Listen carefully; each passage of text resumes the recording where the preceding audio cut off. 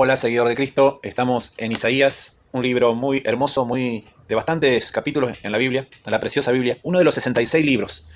El profeta Isaías, más o menos en el año 700 antes de Cristo, profeta en el sur, en el reino del sur, el reino de Judea, Israel, del pueblo de Israel. Después estaba el reino del norte, que para esa altura, no sé si ya había sido llevado cautivo al destierro, a la esclavitud.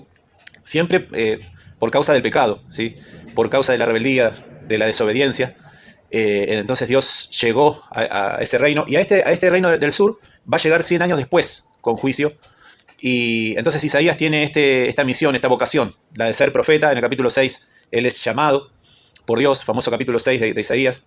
Pero vos decís, ¿pero por qué Isaías? ¿Y por qué este libro? Bueno, primero es uno de los 66 libros de la palabra de Dios. Toda la escritura es inspirada por Dios y es útil, y es para nuestra enseñanza, para nuestra salvación, para nuestra felicidad, para nuestra alimentación. Así que es un libro muy interesante. Aquí está el famoso capítulo de Isaías 53, donde se predice, se anticipa la pasión de Cristo, el sufrimiento de Cristo en la cruz, dando su vida por todos nosotros. Así que bueno, profecía bíblica, que es un género literario complicado, difícil, muchas veces mal usado, mal entendido, mal interpretado por muchos, ¿sí? Nosotros vamos a intentar humildemente yo te voy a dar mi punto de vista particular respecto a la interpretación de la profecía. Y te voy a dar algunos tips, algunos consejos, por las dudas, corroborarlo, controlarlo, investigar las distintas formas de interpretar. Pero yo te digo, esta forma de interpretar me parece re bien, me parece muy buena, y con mucha aplicación y mucho material de devocional para nosotros, para conocer a Dios, para obedecerlo, y con muchas temáticas muy prácticas para entender el plan y el propósito de Dios para nosotros. Así que Isaías, 66 capítulos, bastante. Pero bueno, a ver, prácticamente, así esto es YouTube, ¿no? Es totalmente...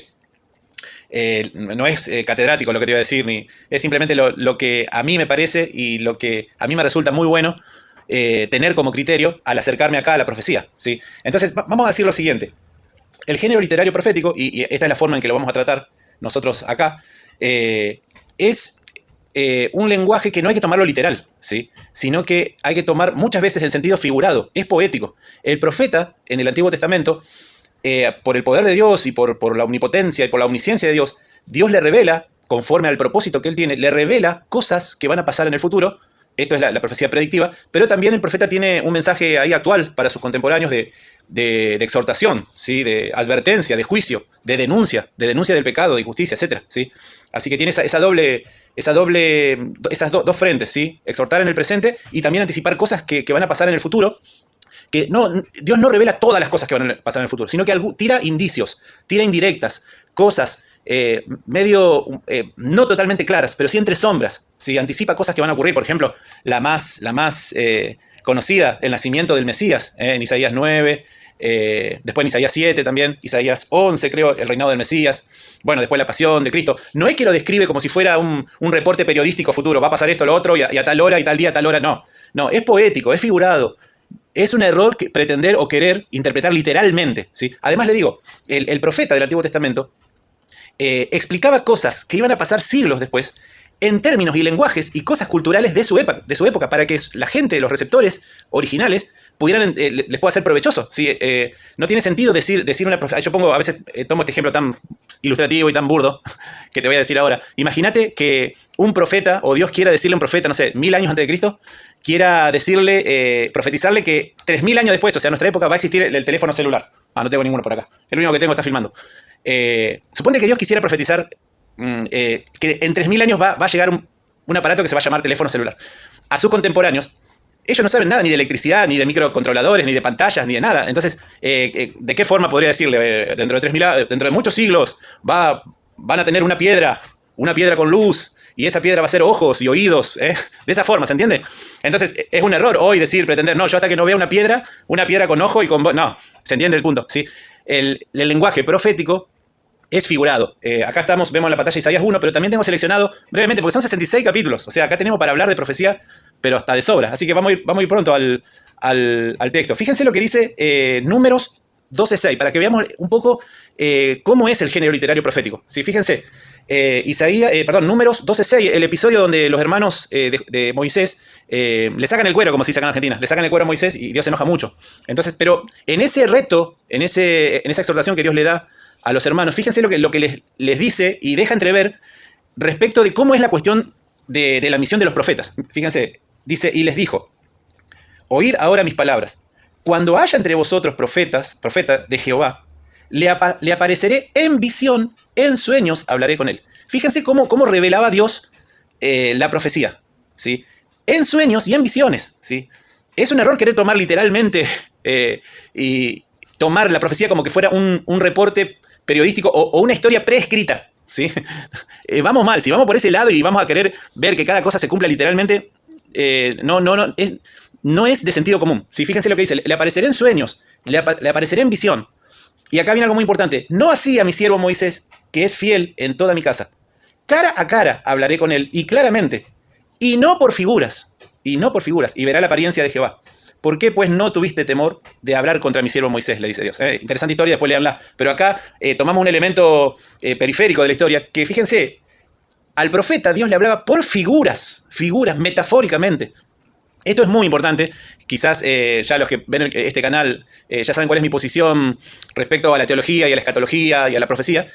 Esto es muy importante porque hoy hay muchos, la gran mayoría de los intérpretes o seguidores de la revelación bíblica, que hay una cuestión ahí respecto a la profecía, de interpretación de la profecía, a mi juicio me parece equivocada, errónea, porque se toma literalmente, y eso lleva a una cosa tan complicada respecto de la interpretación de la profecía, y muchas veces lleva, a mí entender, a errores interpretativos, por querer interpretar un género literario de una forma incorrecta. ¿Sí? La profecía es figurada, poética, metafórica, simbólica, con esa onda, con esa visión tenemos que acercarnos, ¿sí? Entonces, por ejemplo, esto también en Hebreos está el concepto. Las cosas del Antiguo Testamento eran sombras, eran metáforas, ¿sí? Eran ejemplos, eran referencias materiales de realidades espirituales que hoy son realidad y están vigentes, ¿sí? Entonces con ese criterio hay que ir a la profecía, ¿sí? Sabiendo que el profeta aprovecha elementos de su cultura, de las instituciones de su momento, para poder referirse a cosas que van a pasar siglos después. Y entonces los intérpretes de siglos después tienen que darse cuenta de eso. No van a tomar literalmente. Creo que el punto está claro, ¿sí? Entonces el profeta se refiere a figuras. Entonces vamos a ver algo. También acá hay otra línea, otro tips, y ya vamos a Isaías 1. Acá hay otro tips. Como siempre enseñamos en este canal, el criterio teológico llamado reformado, de la reforma o teología del pacto. Dios, el propósito de Dios es formar desde Génesis hasta Apocalipsis un pueblo, una familia para sí. Esa familia son la familia de los salvados, de los que vienen a Cristo Jesús. Ellos en el Antiguo Testamento, nosotros en el Nuevo, pero siempre a través de la obra del Cordero sacrificado desde antes de la fundación del mundo, dice Pedro, en base a ese Cristo dando su vida en la cruz, a ese Mesías sufriente que está acá en Isaías 53, en base a esa muerte nosotros tenemos acceso a Dios, perdón, vida eterna, nos incorporamos a su familia, somos adoptados hijos suyos y tenemos todos los beneficios infinitos y las riquezas tremendas de ser hijos de Dios. La cosa más hermosa por lejos que nos puede pasar en la vida. Ser hijos de Dios, pero porque Él quiso hacernos sus hijos. Entonces, aquí, para poder interpretar la profecía, tenemos que tener esto bien presente. Dios quiere formar una familia. Dios está formando y la va a formar. La está formando, y un día su familia se va a completar. Es el grupo de todos los redimidos de toda la historia, ¿sí? Entonces, esto tenemos que tener en cuenta. Ahora, claramente, o sea, en la revelación de Dios hay una continuidad. ¿Sí? Dios está formando un pueblo, desde el Antiguo Testamento, y ahora en el Nuevo Testamento lo sigue haciendo hasta que termine su propósito eterno aquí en este mundo, y después disfrutemos para siempre con Él, con nuestro papá, con todos nuestros hermanos, con Jesús, la eternidad y lo que Él logró para nosotros, el cielo, la vida eterna y heredar todo el universo, ¿sí? Entonces,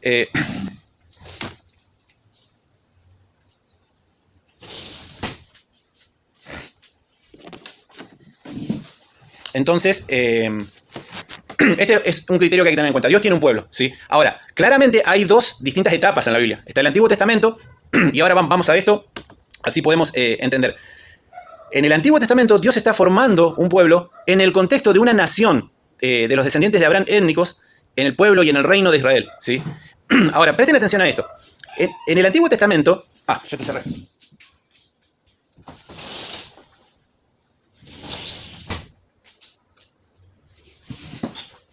En el Antiguo Testamento, el pueblo que Dios está formando lo hace en el contexto de una nación étnica, los descendientes de Abraham, raciales, y en el contexto de la institución del pueblo y el reino de Israel, ¿sí? Ahora, en ese contexto, en esa dispensación, en esa economía, ¿sí? Hay un pueblo nominal de nombre, institucional, que engloba a toda la comunidad, ¿sí? En ese grupo humano, en esa institución humana, ¿sí? Relacionados, asociados con el pueblo de Dios, hay un subgrupo que de nombre, de lengua, de palabra, se dice ser del pueblo de Dios, pero su conducta es desobediente y rebelde, y no son verdaderos hijos de Dios. Pero también hay un pequeño subgrupo que en Isaías se le llama el remanente, personas que la podemos contar con los dedos de la mano, que son verdaderos hijos de Dios, son cristianos verdaderos del Antiguo Testamento. Entonces, dentro del universo del propósito de Dios en el Antiguo Testamento, circunscripto al pueblo de Israel, hay un subgrupo que de labios me honra, pero su corazón está lejos de mí, decía Dios. Y después hay un pequeño grupito, por lo general, son un pequeño porcentaje, que son los verdaderos hijos de Dios. Esto ocurre en el contexto de Isaías y en el Antiguo Testamento, ¿sí? Dios dice acá, crié hijos, los engrandecí. Fíjense cómo empieza, visión de Isaías. Oí cielos y escucha tu tierra, porque habla Jehová. Crié hijos, los engrandecí y ellos se rebelaron contra mí. Este es el bosquejo de la interacción de Dios con la humanidad caída. Si crié hijos, los engrandecí, ellos se rebelaron contra mí. Bueno, esto ahora lo extrapolamos al Nuevo Testamento y es lo mismo, Ahora, el plan, la economía de la gracia, de la salvación de Dios, ahora está ampliado para todas las naciones del mundo. Y ahora, en el presente, hoy, 2025, la religión cristiana y la institución cristiana está diversificada en distintas denominaciones y grupos de creencia. Y entonces hay muchas instituciones y un gran cuerpo asociado al cristianismo. Y se repite lo mismo. Hay muchas personas que les conviene de labios decir, porque sacan algún rédito personal, les conviene decir que son del pueblo de Dios, pero su conducta pecaminosa, rebelde, desobediente, lo niega. No son verdaderos, son falsos seguidores de Cristo. Son aquellos a los cuales en Mateo 7 Dios le dice, no los conozco, váyanse, apártense de mí, no los conozco. Entonces, también hoy hay un pequeño grupo, que solo Dios lo conoce, y que solamente yo puedo saber delante de Dios si pertenezco a ese grupo, que son los verdaderos cristianos, de distintas denominaciones, de distintas ramas cristianas, los verdaderos hijos de Dios, que llevan mucho fruto. La tierra en la cual cayó la semilla de Mateo 13 y lleva mucho fruto. Lleva el fruto de la vida cristiana, un cambio y un abandono del pecado, ¿sí? Entonces, eso también ocurre en el presente. Entonces, teniendo este bosquejo, lo repetimos nuevamente, hay institucionalmente un universo en el Antiguo Testamento y hay un subgrupo de cristianos nominales, de labios, pero su corazón no está con Dios. Y en el Antiguo Testamento hay un pequeño grupo llamado el remanente, que son verdaderos cristianos, ¿sí? Y eso continúa, por eso hay una continuidad y hay una unidad. Continúa, pero ahora en otro escenario, un escenario mundial, en esta nueva dispensación, nueva economía, y la economía final, muy anticipada acá en Isaías y en los profetas. Uno de los temas que más anticipan y vislumbran es esta era, la era evangélica, la era de la buena noticia. Y bueno, la describe, ahora vamos a ver, en Isaías, fíjate, lo describe con una cantidad de poesía y figuras y cosas, hasta el 65, capítulo 65, 66, describe esta era, ¿sí? Y muchos escritores del Nuevo Testamento se sirven de pasajes de acá de Isaías y lo interpretan y dan la clave hermenéutica para poder interpretarlo, diciendo y haciendo referencia que estas profecías se cumplen y se materializan en esta era evangélica, entre la primera y la segunda venida de Cristo, ¿sí? Entonces, bueno, tengamos estos tips, estos consejos para poder interpretar la profecía. No le tengamos miedo, no tengamos miedo. Toda la escritura es inspirada por Dios. Dios quiere decirnos algo a través de los profetas y de la profecía. Quiere decirnos algo para nuestra edificación, para el fortalecimiento de nuestra fe, para que lo conozcamos más, para que lo obedezcamos, para que saquemos ejemplo de las cosas que pasaban en esa era antigua, en ese antiguo pacto, y que ahora, como también dice Hebreos, en estos postreros días continúa, y nosotros también tenemos que sacar enseñanzas y conocer el carácter de Dios, el propósito de Dios, lo que Dios quiere para nosotros. Es lo que ocurre ahí en los profetas y lo que Isaías va a exhortar y a decir, nos viene muy, muy bien. Y el escritor de los Hebreos dice, nosotros tenemos mayor responsabilidad. Así que qué hermoso que es cuando venimos y tenemos el deseo de obedecer a Dios. Qué hermoso que es venir a estos libros y a la profecía. Bueno, no tengas miedo de interpretarla así como yo te voy a decir. No tengas miedo, porque esta forma que yo te voy a decir de la teología reformada es la que se creyó y es la línea interpretativa que se tuvo a lo largo de 2000 años de historia del cristianismo, ¿sí? Otras escuelas interpretativas de la profecía que aplican toda la profecía del Antiguo Testamento, no a la iglesia, sino a un periodo futuro, a un milenio, y y circunscripto por interpretar literalmente la profecía y esta interpretación dice que esto se va a cumplir no en la iglesia, sino en el pueblo judío étnico, en un milenio futuro, en un reino milenial. Este tipo de interpretación es reciente. Hace 200 años, entre comillas, pero en realidad hace 100 años. Esta forma interpretativa llamada dispensacionalismo realmente surgió a nivel internacional en el año 1900, entre 1900 y 1950. Es muy reciente. Sin embargo, es la más popular, es la más ampliamente abrazada. Pero bueno, está bien, pero no quita que esta línea y esta enseñanza y esta óptica interpretativa que vamos a enseñar y vamos a aplicar a Isaías y a todas las profecías en este canal, es la más abrazada y aceptada ampliamente, y según creo yo, la que el Espíritu Santo, que nos guía toda la verdad, enseñó a través de los padres de la iglesia y de todo el periodo del desarrollo del reino de Dios a través de los siglos, ¿sí? Y hoy, bueno, yo lo sigo manteniendo, y muchos hermanos, muchos cristianos, siguen interpretando de esta forma la profecía, ¿sí? En resumen, la profecía del Antiguo Testamento, que se refiere a Israel y a Judá, como Jeremías, por ejemplo, 31, a la casa de Israel y a la casa de Judá, se aplica ahora, y no hay que tener miedo, es así, por lo menos desde este punto de vista, y es el más tradicional, el más de muchos años, se aplica a la iglesia, al pueblo de Dios. En el Antiguo Testamento es el pueblo de Dios y ahora sigue siendo el pueblo de Dios. Y no, este punto de vista no aplica a un milenio futuro étnico judío restringido al pueblo étnico, lo cual se obtiene como resultado de interpretar la profecía con un literalismo. O sea, no dándose cuenta de que la profecía, como dijimos acá en números, está expresada muchas veces por figuras. ¿Está? Bueno, ese es un debate infinito, así que no podemos perder tiempo, desgastar tiempo defendiendo o criticando otro sistema. Vamos con este sistema, el sistema de la teología del pacto, el más tradicional, el que por siglos y siglos y siglos el Espíritu Santo ha guiado que se interprete de esa forma, y entonces está buenísimo. Vas a ver, está buenísimo. ¿Por qué? Porque ahora vamos a ver que como en el Antiguo Testamento había un pueblo nominal de labios, pero había un pequeño grupo verdadero, hoy también hay un grupo general, institucional, nominal. Todo dice, sí, yo soy de Cristo, yo soy cristiano, esta iglesia es cristiana, esto, lo otro, pero no hay un nuevo nacimiento, no hay una regeneración. Y bueno, entonces este es el punto del profeta Isaías. Entonces, Isaías, resumiendo, va a profetizar de que las cosas que él dice acerca de Israel, de Sión, del monte de Sión, de Jerusalén, eso hoy se aplica a la iglesia, ¿sí? A la iglesia de Cristo, que es el pueblo, hoy el pueblo verdadero de Dios. Y como en aquel entonces había muchos que de labios decían ser de Dios y su conducta lo negaba, y hoy también ocurre lo mismo. Por lo tanto, el mensaje profético de Isaías hoy también tiene vigencia. Y hoy tenemos que nosotros con reverencia venir a Dios y decir, Señor, yo quiero ser un seguidor genuino tuyo. Si en mi vida hay pecado, bueno, quiero venir acá a Isaías y a todo el Antiguo Testamento, a todo el consejo de tu palabra, para poder obedecerte y ser un buen hijo de Dios, ¿sí? En este sentido sirve Isaías. Y vamos a verlo brevemente. El tiempo se ha ido, bueno, pero acá está la introducción de los puntos importantes que vamos a tener en cuenta al interpretar la profecía, ¿sí?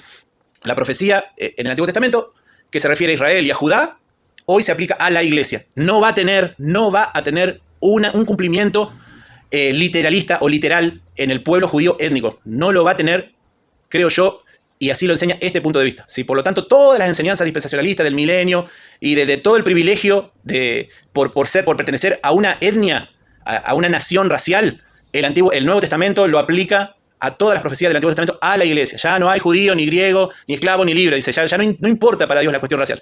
Ahora lo que importa es ser descendientes de Abraham y tener la fe que Abraham tuvo, ¿sí? Esos son los verdaderos israelitas, dice el apóstol Pablo. Y el apóstol Pablo, en Efesios capítulo 2 y 3, Gálatas, Filipenses, enseña que la iglesia es el Israel de Dios, es el Israel definitivo. Aquel Israel del Antiguo Testamento era una figura, era una sombra, y ahora está el Israel de Dios, el verdadero pueblo de Dios, el pueblo que se fue formando a través de los siglos, en la antigua dispensación y en el nuevo pacto. ¿Está? Así que bueno, con ese lineamiento vamos a ver Isaías, y vamos a ver que cada tanto va a aparecer un vislumbre, un fuego artificial, ¿sí?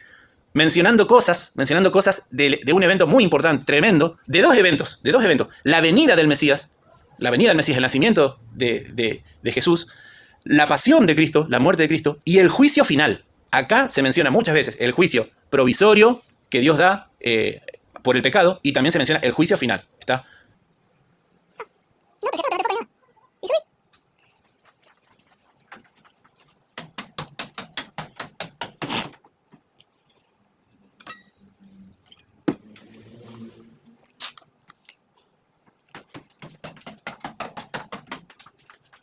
Así que con esto en mente, con estos criterios y estos consejos, vamos a entrarle a Isaías. ¿Sí? Visión de Isaías, hijo de Amós, la cual vio acerca de Judá y Jerusalén, el reino del sur, en días de los reyes Usías, Acaz y Ezequías, reyes de Judá, reyes del reino del sur. ¿Está? Entonces, en ese contexto y en ese entorno es donde se desempeña este ministerio de este gran profeta, uno de los más grandes de la palabra de Dios, el profeta Isaías, ¿sí? Así que fíjense cómo arranca. Oíd cielos y escucha tú, tierra, porque habla Jehová. Crié hijos y los engrandecí, y ellos se rebelaron contra mí. El buey conoce a su dueño, el asno el pesebre de su señor. Israel no entiende, mi pueblo no tiene conocimiento. Acá interpretamos este segundo versículo del capítulo 1. Crié hijos, los engrandecí, ellos se rebelaron contra mí. Eso ocurrió en el Antiguo Testamento y hoy ocurre de vuelta. Dios a la humanidad le da vida, le da los recursos, le da todo, ¿sí? En muchos sentidos le da bendiciones, hace salir su sol y su lluvia sobre justos e injustos. Nos bendice, pero la respuesta mayoritaria hacia Dios es rebeldía. Se rebelaron contra mí. Y hoy ocurre eso, hoy en el mundo actual, ¿sí? Dios nos da vida, salud, el mundo para disfrutar, la familia, las relaciones, y la respuesta de la gran mayoría y de muchos de nosotros en otro tiempo fue rebeldía, pecado, desobediencia, pelea, todo lo que Dios no quiere. Pero por la misericordia de Dios un día hemos entregado nuestro corazón, nuestra persona y nuestra vida a Dios. Y ahora hemos venido a formar parte de este pequeño grupo, manada pequeña, dijo el Señor, puerta estrecha, angosto camino que lleva a la vida, dijo el Señor. ¿Sí? ¿Se dan cuenta? Eso que ocurrió en el Antiguo Testamento hoy también está vigente. Es un pequeño grupo, pocos son los que la hallan, pocos son los que la hallan. Ojalá vos puedas hallarlo. ¿Sí? Ojalá yo también, creo que ya lo hallé. Y por la gracia de Dios, es porque Él nos guía, ¿sí? Y porque nosotros hemos respondido con fe y obediencia. Eso es lo que Dios quiere. Entonces, fíjense, dice, mi pueblo no tiene conocimiento. Mi pueblo no tiene conocimiento. Y te desafío, seguidor de Cristo, a que tengas conocimiento de la palabra de Dios. Este es el propósito de estos videos, ¿sí? Desafiarte y animarte a que busquemos la Biblia, la palabra de Dios, los 66 libros de la palabra de Dios, porque ahí está la buena noticia, ahí está nuestra salvación, ahí está nuestro conocimiento de Dios. Si no venimos a la palabra de Dios, si no la estudiamos, sea con el criterio interpretativo que sea con este criterio, sea con otro, pero por lo menos acercarse a la palabra de Dios, buscar la sabiduría de Dios, buscar el auxilio del Espíritu Santo para que nos guíe a toda la verdad. Eso nos lleva a poder estar en la voluntad de Dios, o a conocerla, o a intentar ir a lo más cerca de lo que Dios quiere y pretende y tiene planificado para nuestra vida. Pero si no vamos a la palabra de Dios, mi pueblo no tiene conocimiento. Mi pueblo no tiene conocimiento. Y de la misma forma que la gran institución de labios se decía cercana a Dios, identificada con Dios, su corazón estaba lejos. Y hoy ocurre lo mismo. Las iglesias se llenan, las instituciones son multimillonarias, son a modo humano, a modo terrenal, son espectaculares, aparecen en los canales de televisión y todo. Y hay como un éxito a la forma humana, a la forma terrenal. Y muchas veces la iglesia se corrompe en ese sentido.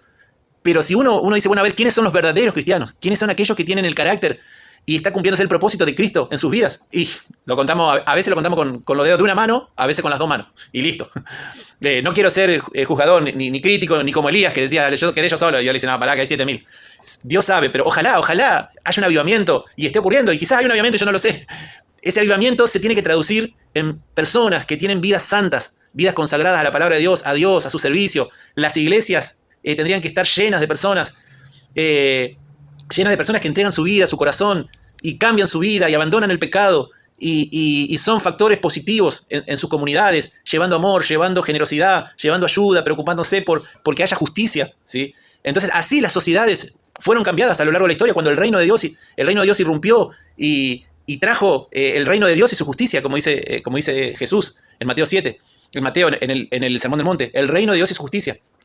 Entonces, este es el mensaje de Isaías, de este versículo 2. Crié hijos, los engrandecí, ellos se rebelaron contra mí. Eso ocurrió en aquella época y hoy también ocurre. Por eso vemos muchas veces personas que dicen ser cristianos, pero en su vida no hay un cambio. No están los frutos del cristianismo, no está el fruto del Espíritu Santo. Si esto está pasando en vos, replantéate, porque cuando la semilla cae en buena tierra lleva mucho fruto, a veces se encuentra la justificación de que, bueno, no, pero que yo soy un cristiano carnal. Hay gran parte de intérpretes de la doctrina, de la Escritura, que enseñan que no existe el cristiano carnal. Existe el cristiano o el no cristiano. La señal y la prueba, como dice el libro de Santiago, de que somos verdaderos hijos de Dios es que hay fruto, es que hay un cambio. ¿Sí? Por supuesto que al comienzo somos niños en Cristo, pero después vamos superando etapas y a medida que pasa el año, ahora que estamos al final del año 25, uno tiene que notar en su vida que no somos lo mismo que en enero de este año, ahora en diciembre. Tuvo que haber un crecimiento, tuvo que haber una evolución. El Espíritu Santo, a través de la palabra de Dios, tuvo que haber hecho y avanzado escalones en nuestra vida. Esa es una señal de que somos hijos de Dios. Entonces, seguidor de Cristo, asegúrate de ser de este grupo, de los cristianos verdaderos, que practicamos nuestra religión, o intentamos, ¿sí? Luchando contra nuestra soberbia, egoísmo, orgullo y vanagloria, luchando, confesando cada minuto, y tratamos de hacer y de servir a Dios en nuestro espíritu, no poniendo énfasis en la espectacularidad de lo exterior, ¿sí? Sino que estamos, como decía Elías, en cuya presencia estoy. Estamos viviendo nuestra vida cristiana en secreto en Dios, ¿sí? Y tenemos una relación viva con Dios. Ese es el verdadero grupo de Dios. Y en ese grupo y en esas personas hay y ocurre el milagro de la redención y de la salvación y del cambio y del fruto cristiano. ¿Está? Porque si no, pertenecemos al gran grupo, muchos me dirán en aquel día, dijo el Señor, muchos me dirán, Señor, echamos demonios, te servimos, éramos de tu institución, éramos de tu proyecto. Y el Señor dijo, no los conozco, hacedores de maldad. Así que, seguidor de Cristo, se nos fue el tiempo, ahora viene una parte hermosa, tremenda, pero bueno, todos estos conceptos que te tiré así desordenadamente es para poder tener un enfoque correcto, enfocar correctamente este libro de Isaías. Y cualquier profecía, ¿sí? Vamos a esa profecía y vamos a ver que aquello que Dios estaba trabajando en su pueblo en el Antiguo Testamento, hoy lo sigue trabajando en su pueblo, el pueblo de Dios de toda la historia, ¿sí? Y lo que ocurría en aquel tiempo también sigue ocurriendo hoy. Hay una gran mayoría, muchas veces lamentablemente, que es nominal, es de nombre cristiano, o del pueblo de Dios. Soy del pueblo de Dios de nombre, su corazón está lejos de Dios y no hay el fruto, ¿sí? Y acá Isaías le va a dar con un caño, tremendo. Él dice, como nación van a ser llevados esclavos, no va a quedar nada, va a quedar tierra desolada, destruida, una ciudad destruida, porque la gran mayoría, si no todos, eran apóstatas, eran desobedientes y rebeldes, idólatras, todo lo contrario a lo que es la voluntad de Dios. Y no quedó nada. Y hoy pasa lo mismo. Hay juicios provisorios, muestras del juicio de Dios cuando la gente está totalmente apartada, depravada, ¿sí? Y no tiene ningún tipo de temor de Dios. Y después va a estar el juicio final, donde nada va a quedar. La justicia de Dios se va a cumplir perfectamente. Pero todos aquellos que hemos venido al Mesías y hemos entregado nuestro corazón y hemos abrazado la buena noticia de la salvación y hemos entendido que en su muerte en la cruz, Él por amor a nosotros sufrió y pagó nuestra deuda. Y entonces por eso ahora, con devoción y amándolo con todo nuestro corazón, venimos a entregarle toda nuestra vida y todo lo que somos y tenemos a Él. Porque entendemos que esa es la única respuesta aceptable para Dios. Todos esos venimos a formar parte de su pueblo. Y tenemos el regocijo, la alegría, el privilegio de ser hechos hijos de Dios. Mirar cuál amor nos ha dado el Padre para ser hijos de Dios. Lo cual nos lleva a tener un cambio de vida. A odiar el pecado, a aborrecer el pecado. Esa es la señal de que somos de este remanente fiel, ¿sí? De que somos del verdadero pueblo de Dios. Y eso nos da la seguridad. Si en nuestro corazón el deseo supremo, cada día desde que nos levantamos hasta que nos vamos a dormir, es entregarle nuestra vida a Dios y buscar la santidad, esa es la señal de que el Espíritu Santo está trabajando en nuestra vida. Y que eso es lo que anhelamos con más deseo en nuestra vida. Serle agradable, dice Pablo. Ser agradable. Tener una vida donde se pueda evidenciar el fruto de que Dios y la presencia de Dios está en nuestra vida. Así que bueno, seguidor de Cristo, vamos a continuar. Viene bravo Isaías. Oh, miren, con esto terminamos. Oh, gente pecadora, pueblo cargado de maldad, generación de malignos. Tremendo. Hijos depravados, dejaron a Jehová, provocaron a ira al Santo de Israel, se volvieron atrás. Tremendo. Y vos decís, qué cosas que pasaban en el Antiguo Testamento. ¿Qué? En el Antiguo Testamento hoy pasa más todavía. Mucha gente que dice, sí, yo soy de Dios, yo soy cristiano, yo soy de esta rama, de aquella otra rama cristiana. Gente pecadora, pueblo cargado de maldad, generación de malignos, hijos depravados, dejaron a Jehová, provocaron a ira al Santo de Israel, se volvieron atrás. Dios odia el pecado, seguidor de Cristo. Dios odia el pecado. Por eso tenemos esa lección en el Antiguo Testamento, que Dios no dejó nada, no dejó piedra sobre piedra. Y hoy es lo mismo, decir, no, hoy estamos en la gracia. No, hoy es exactamente igual. Tenemos que tener respeto a Dios, tenemos que tener obediencia, tenemos que tener fe, tenemos que tener consagración, entrega completa de nuestra vida a Dios. Porque si no, está el juicio de Dios, provisorio, y después está el juicio final, ¿sí? Fíjense, y ya con esto terminamos, hasta el versículo 9. El juicio de Dios, fíjense, dice, ¿por qué querréis ser castigados aún? O sea, los estoy castigando por el pecado, pero no cambian. Siguen, persisten en el pecado, en la vida pecaminosa. ¿Por qué quieren seguir ligando? Dice Dios, ¿por qué quieren seguir, pretenden que siga castigándolos? Todavía os rebeláis. Toda cabeza está enferma, todo corazón doliente. Desde la planta del pie hasta la cabeza no hay en él cosa sana, sino herida, hinchazón, podrida llaga. No están curadas, ni vendadas, ni suavizadas con aceite. O sea, el castigo, el juicio de Dios por la rebeldía, por la desobediencia, por el pecado, recibió, acá pone una metáfora, una figura, una persona que la castigaron físicamente y quedó toda herida, toda moretoneada, pero no cambia, sigue, persiste en su maldad, en su desobediencia. Y fíjense, vuestra tierra está destruida, vuestras ciudades puestas a fuego, vuestra tierra delante de vosotros comida por extranjeros y asolada, como asolamiento de extraños. Y queda la hija de Sión como enramada en viña y como cabaña en melonar, como ciudad asolada. Y fíjense, dice acá, si Jehová de los ejércitos no nos hubiese dejado un resto pequeño, como Sodoma fuéramos, y semejantes a Gomorra. Sodoma y Gomorra fueron los pueblos que Dios destruyó con fuego del cielo, no quedó nada, porque la maldad era 100% maldad. Y acá dice Isaías, dice, bueno, nosotros somos casi como Sodoma y Gomorra, pero nos queda un pequeño resto. Había un pequeño grupito contado con los dedos de la mano que tenían una fe verdadera y confianza en Dios y que se dolían al ver la maldad, la desobediencia, la rebeldía, se dolían y tenían temor. A veces tenemos temor por ver el comportamiento de otras personas, porque no quisiéramos estar en sus zapatos, ¿sí? Y acá dice un resto pequeño, ahí está el resto pequeño, ¿sí? Este remanente, cuando aumentaba porcentualmente en el desarrollo de la historia, Dios bendecía con obediencia. Esto pasó, por ejemplo, con Usías, con Ezequías, con otros reyes que se volvieron a Dios. Usías, no sé si ya lo mencioné, Josías, que se volvían a la palabra de Dios y se arrepentían, se rompían la ropa. Señor, ¿cómo te hemos desobedecido como nación? Decían, no se humillaban. Entonces Dios bendecía, prorrogaba, posponía el juicio. Pero después caían nuevamente, ese rey bueno moría, caían en la depravación, hasta que llegó el año 536 a.C. y no quedó nada. 100, de lo que acá Isaías está profetizando, faltaban 100 años todavía. Y ya Isaías en ese momento, fíjense lo que ve, gente depravada, generación pecadora. Imagínense 100 años después. Bueno, entonces, Señor de Cristo, qué útil que es toda la palabra de Dios, para enseñarnos, ¿sí? Y qué bueno que está verlo desde esta óptica, en la cual vemos que Dios tiene un solo plan, un solo pueblo, hay una continuidad, hay una gran diferencia en la economía y en la administración de la gracia y el perdón y la salvación en el Antiguo Testamento respecto al Nuevo Testamento. Ahora es totalmente distinta, pero hay un hilo continuo. Hay un pueblo, hay un Dios, yo seré su Dios, ustedes serán mi pueblo, y Dios lo está formando.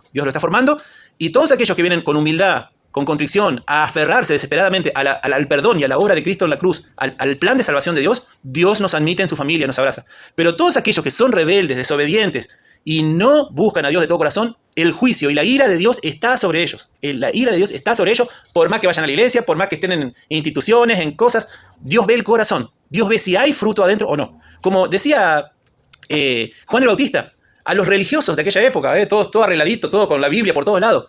Y Juan el Bautista decía, generación de víboras. ¿Quién les enseñó a huir de la ira venidera?